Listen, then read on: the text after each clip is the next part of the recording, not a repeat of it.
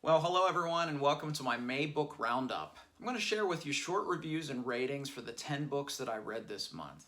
If you like this video, don't forget to hit like and subscribe, and if you hit the little bell icon, you'll get a notification every time I upload a video. I shoot 3 videos per month, including these monthly book roundups.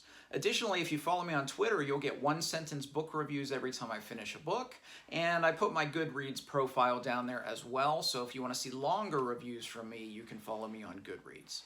But thanks for watching. If you stick around till the end, the one on the bottom is my book of the month, and it's a really good one, and it's a contender for the book of the year. I read one book on my Kindle this month, and that was Tripwire by Lee Child. Tripwire is the third of the Jack Reacher books. I read the second one a couple months ago, and I felt that, although I liked it, Jack Reacher was kind of a Mary Sue. You know, he could do no wrong, and the secondary characters were just generic and forgettable. He improved both of those points in this book. Reacher was no longer infallible, and I thought the secondary characters were very intriguing, very compelling. However, the big reveal in this one was something that you could see coming a mile away, so I was really disappointed in that part of the book.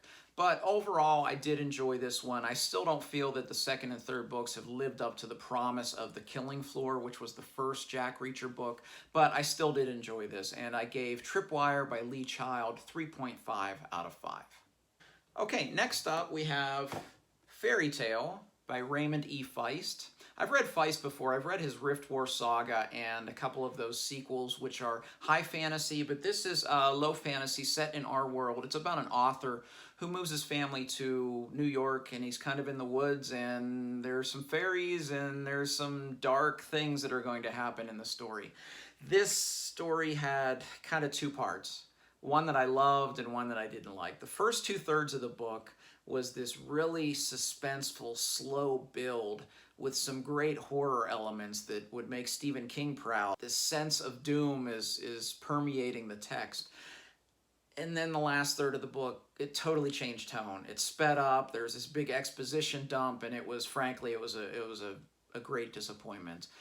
I did like the first 2/3 of the book, but was just disappointed by the end. So I gave Fairy Tale by Raymond E. Feist 3 out of 5. Okay, I read 2 nonfiction works this month.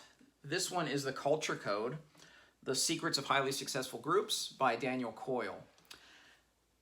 Like most people that are in charge of a group or an organization, coming out of the pandemic, we are faced with kind of starting over.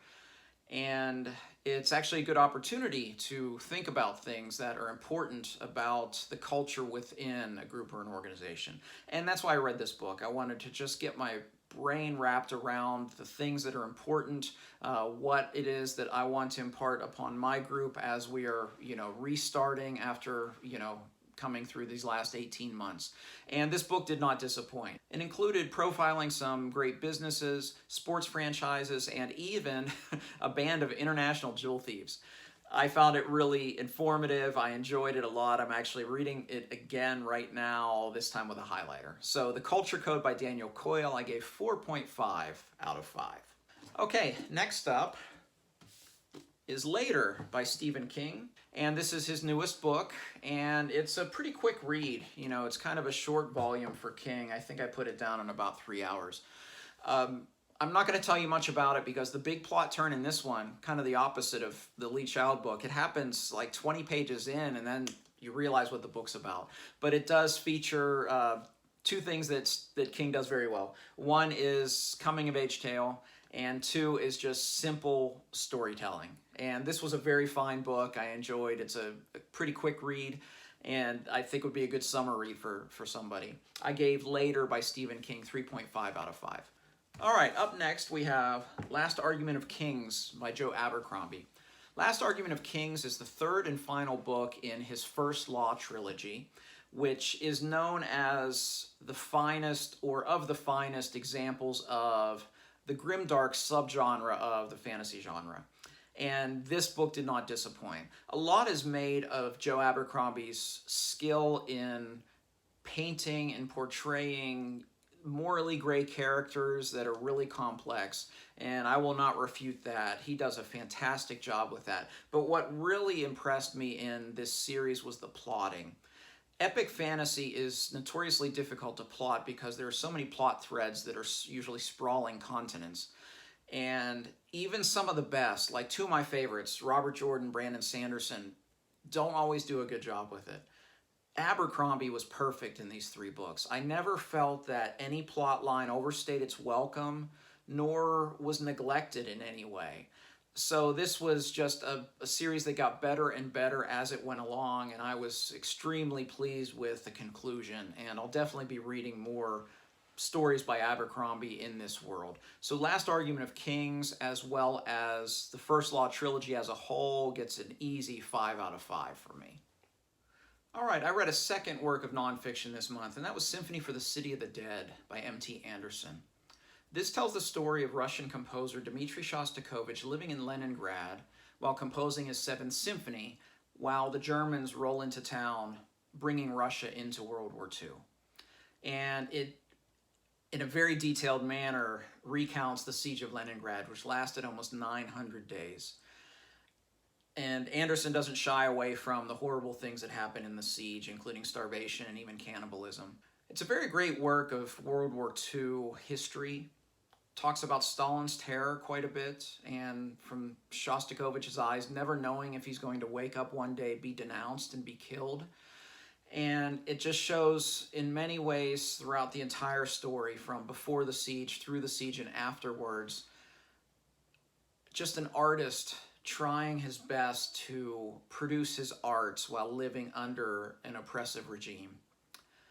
And one of the themes that I love most about this is just art transcending life. How the performance of this Seventh Symphony in Leningrad, while the siege was still going on, gave the inhabitants of Leningrad hope.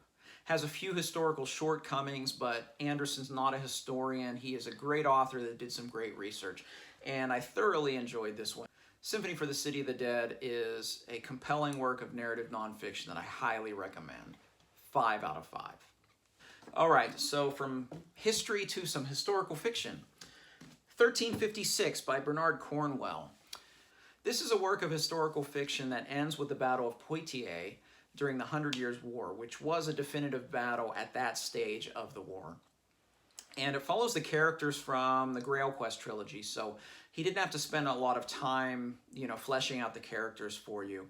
You could read it as a standalone, but I think it works better if you've had read those previous books, just because you know the characters a little bit more. I've said before, and I keep repeating myself with Bernard Cornwell, but nobody writes a battle sequence like him. And the Battle of Poitiers in this book might be the best one I've read of his. It's 80 pages of just total immersion into this sequence. My only fault with this book is I felt that the secondary characters that he introduced in this book were pretty compelling, and he never really fleshed them out, which I would have enjoyed a little bit more of that. But I really enjoyed 1356. I give it 4.5 out of 5. All right, the next two I'll review together because they are part of a series. This is also Bernard Cornwell. This is Rebel and Copperhead. This is the first two books of his Starbuck Chronicles, which is set in the American Civil War. In the first book, Rebel, we're introduced to Nate Starbuck, who is the son of an abolitionist preacher from Boston, who is in Richmond at the beginning of the Civil War, and through a sequence of events finds himself a soldier in the Confederate Army. I really enjoyed this first book. One of my favorite themes in history is how someone's life, their life trajectory, or an event can just turn on a dime. And there are several small moments in this first book, Rebel, that you see this with these characters, that if a scene plays it a little differently, it would have went a different direction. And of course, it being Cornwell, the Battle of Bull Run at the end was so vividly drawn. I gave Rebel 4 out of 5. Copperhead, I felt a little bit of a letdown in this second book of this 4-book series. I felt that his plotting and pacing was just a little bit off. It never had the normal narrative momentum that I come to expect in a Cornwell book. I liked more what it set up that may happen in the third book than necessarily happened in the second book. So Copperhead, I gave a 3 out of 5. All right, on to my book of the month. My book of the month is The Evening and the Morning by Ken Follett. Let me show you something here. This says it all. Ken Follett is a master, and I am totally in awe at how he can write another book like this. This is the fourth 900-plus page book in this series that never drags, is always compelling, is always riveting. I just don't know how he does it. He creates great characters. He creates a great story. His descriptions of everything revolving around this world is so vivid. I don't have words. I'm such in awe of Ken Follett's mastery in these books, especially The Evening and the Morning, The Pillars of the Earth, one of my favorite books of all time, and World Without End. So this is the prequel to Pillars of the Earth. It takes place about 150 years before Pillars of the Earth. So even though they're published out of sequence, you could read this first, and I don't think it would detract from either of those books. But masterful characters, masterful storyline, the depiction of life in England after the Dark Ages, just so finely done. And it's my book of the month and definitely a strong contender for my book of the year this year. So that was my May. I hope you enjoyed my reviews. I'd love to hear what you're reading or look forward to reading next month. Let me give you a sneak preview of mine. I will finish the Starbuck Chronicles, so books 3 and 4 are entitled Battle Flag and The Bloody Ground, so I'm looking forward to reading those. I also will be reading Pines by Blake Crouch, and last night I started Best Served Cold by Joe Abercrombie, which is a standalone in the First Law universe, so I'm looking forward to those. So for that and more, please like and subscribe if you haven't already. Follow me on Twitter or Goodreads. Leave me a comment below. Let me know how I'm doing. And I would love to just interact with you and hear what you're reading about in the comments. So until next time, thanks for watching. Goodbye.